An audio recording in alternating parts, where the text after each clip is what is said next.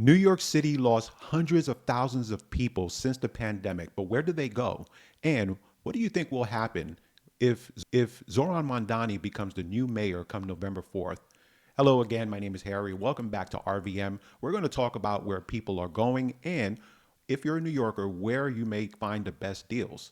So stick with me and we'll go ahead and talk about that. But first things first, interesting article that came out earlier October about what was called the Mamdani effect, which is boosting the Palm Beach real estate market.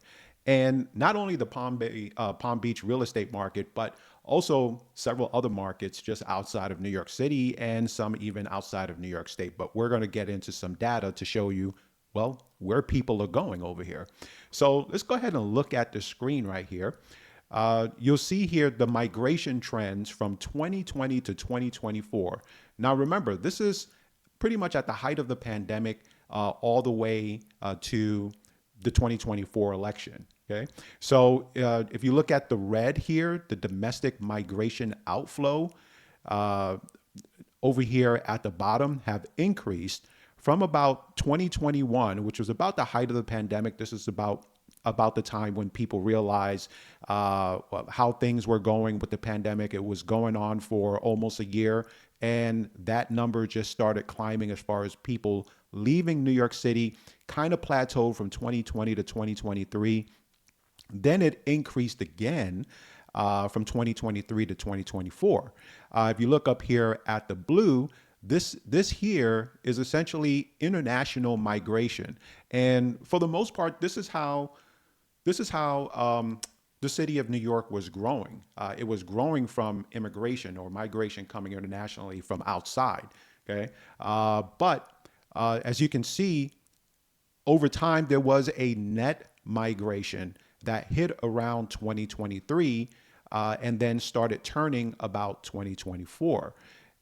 And one of the reasons why, and we'll look at this, is because eventually at the end of 2024, during the Biden administration, and because of a lot of the backlash because of immigration, Biden started curtailing immigration from coming in.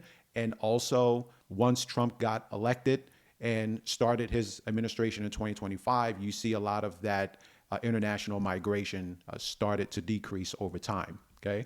But looking at some more numbers here, where did they go? Well, here in this pie chart that I put together, you see 40% New York City residents went pretty much nearby. Okay, they went to the suburbs of New York, mainly places like, say, Westchester County, or they moved up to Albany, areas like that. Also, nearby states, New Jersey, Connecticut, that was about 40% combined. But the next biggest one was obviously Florida. Okay, Florida saw about a quarter of New York residents leaving.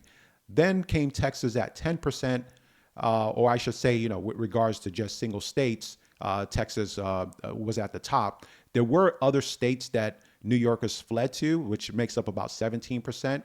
And remember, this was during the time of the pandemic, early 2020s. California, I guess, didn't receive a lot of bad publicity because of their high taxes and everything else. So there were New Yorkers fleeing to California during this time. You'll see that number pretty much drop significantly today. Okay, but for the most part, this is where New Yorkers were leaving. Now we want to talk about not only where people are going if they choose to leave New York City, but where they're searching. Right? Redfin has a great some great analytical that they put together showing where people are searching. So that's something that I'd like to share with you here. As you can see, the number of people searching to leave New York City are really high. That's right here, and these dark blue states over here. So this would be New York at 31,000. But believe it or not, the entire state of New York is not really number one. They're number two, with no surprise, obviously. Number one is California at 42,000 people searching to move out of the state of California. New York State is actually number two at 31,000. The state of Illinois is 24,000.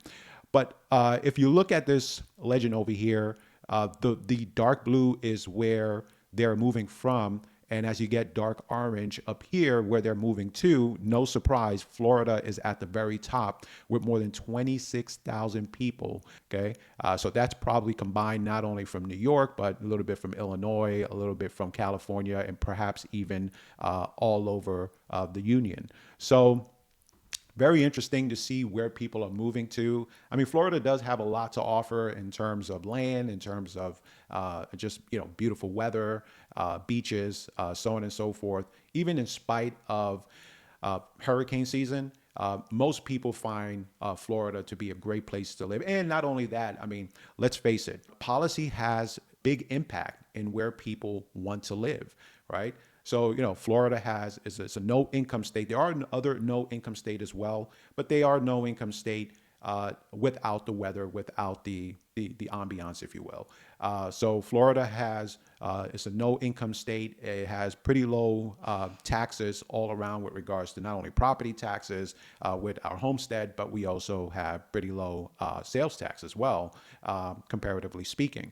So there are some affordability opportunities in Florida that people are looking to. So it makes a lot of sense, right? But the question now is, if Mamdani becomes mayor in November, and it appears that will be the case, according to all the polls. And again, I don't really want to make this political for this video, but elections do have consequences. And, when it comes to where people want to live, they always want to live in a place that has three things, right? Number one is public safety, right? With regards to crime. Is crime low? Can you walk outside without fear of what may happen? Those things are in the back of people's minds, especially when it comes to families and families with children, right? But then the second thing is also economic development and taxes. So that's another thing. And obviously, the last thing would be infrastructure. Are the bridges working? Are the roads repaired? So on and so forth.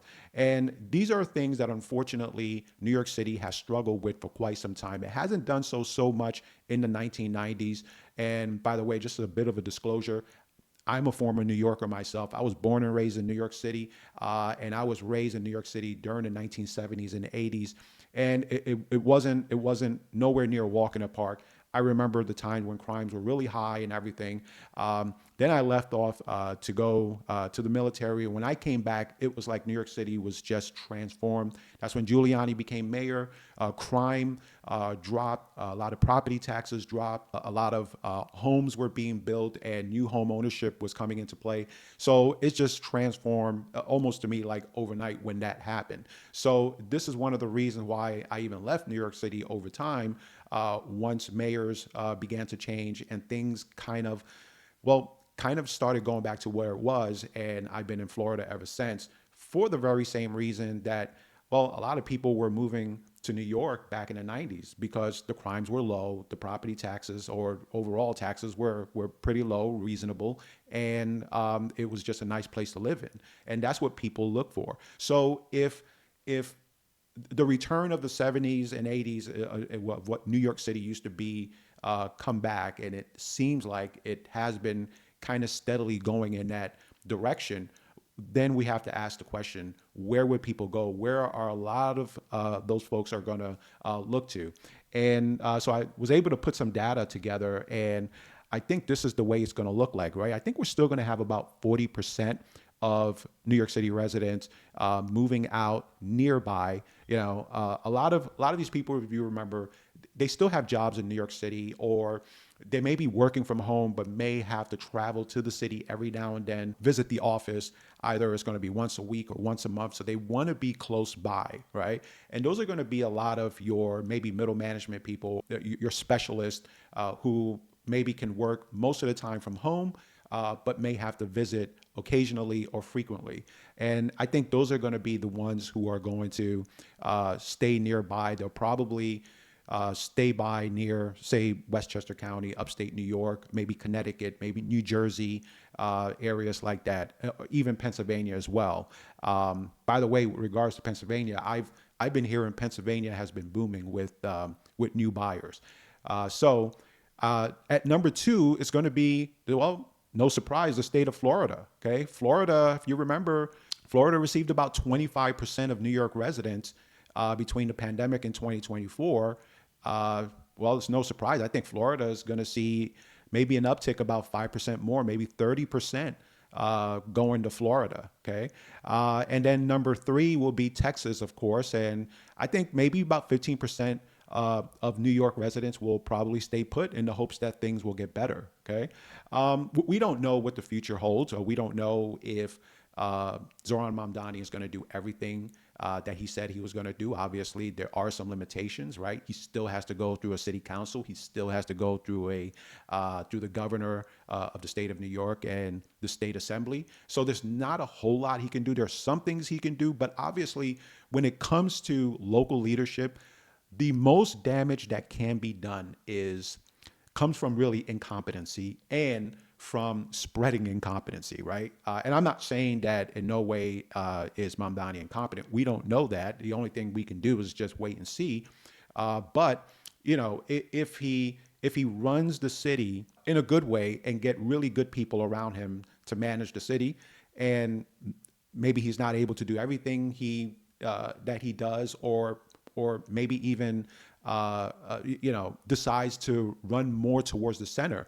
That would probably be the best case scenario, right? Worst case scenario is that he just gets some bad people around him, people who aren't as competent as they should be to run the several departments in the city. Then you're going to have an issue, and that's where people may look to leave over time. And those are going to be your 15% who are staying put, right? Those are going to be your folks that are going to say, okay, enough is enough. I see where this is going, and I'm leaving. Okay. Some more data here as far as where people are searching. Again, where are people moving from, right? Well, again, no surprise. Florida is pretty huge and where people are searching, right? But people are also searching the city of Boston. City of Boston received about 5,100 searches. You got Boston that came in at 5,100 searches. Nearby, upstate New York, predominantly Albany, saw about 1,900 searches, right?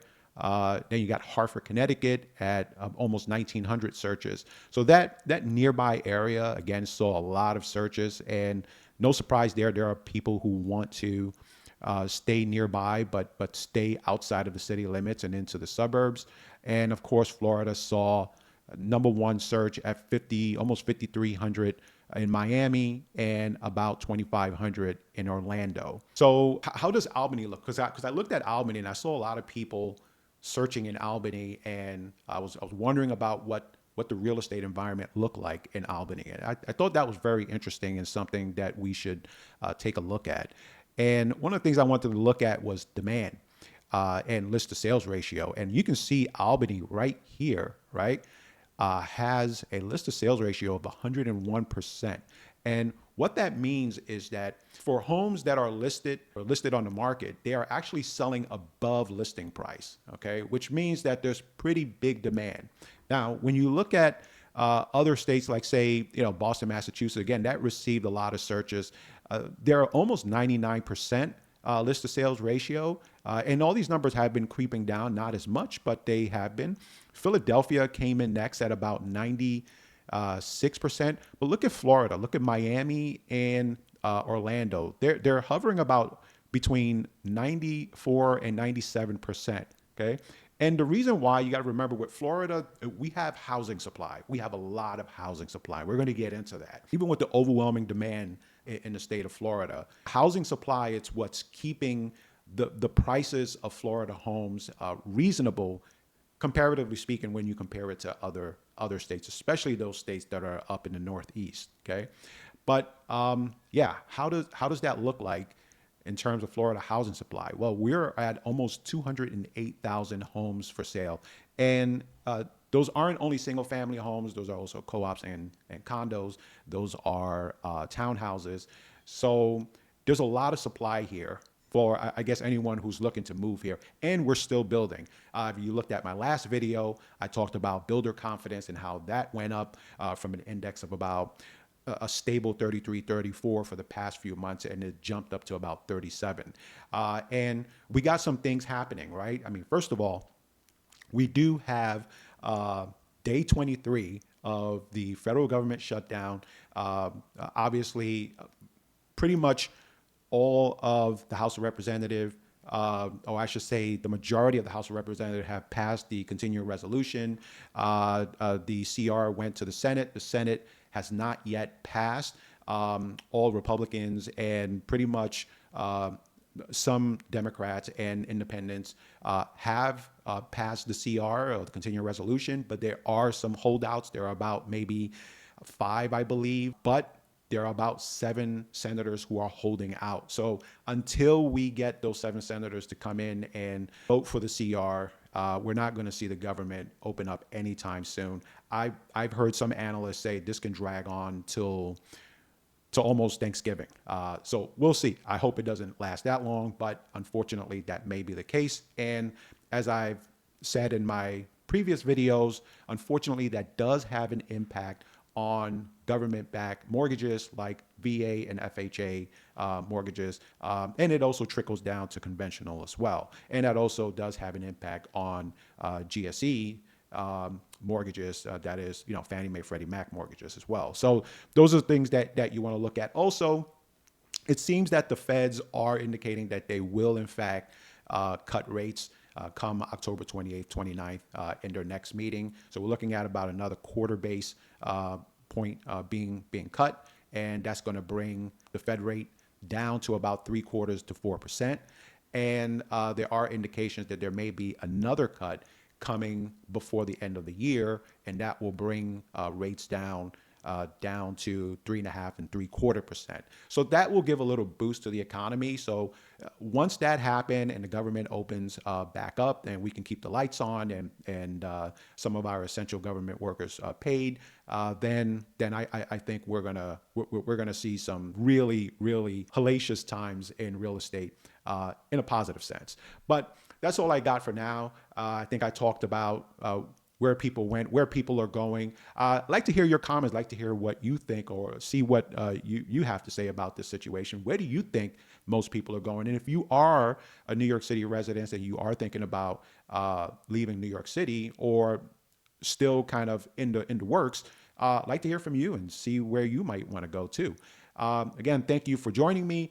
Please hit that like button and subscribe to the channel. Really help. I like to put out some more information like this, really off the cuff, just non-scripted, and just showing you what I have, and hopefully this information will help you. Thank you again, and I'll see you at the next video.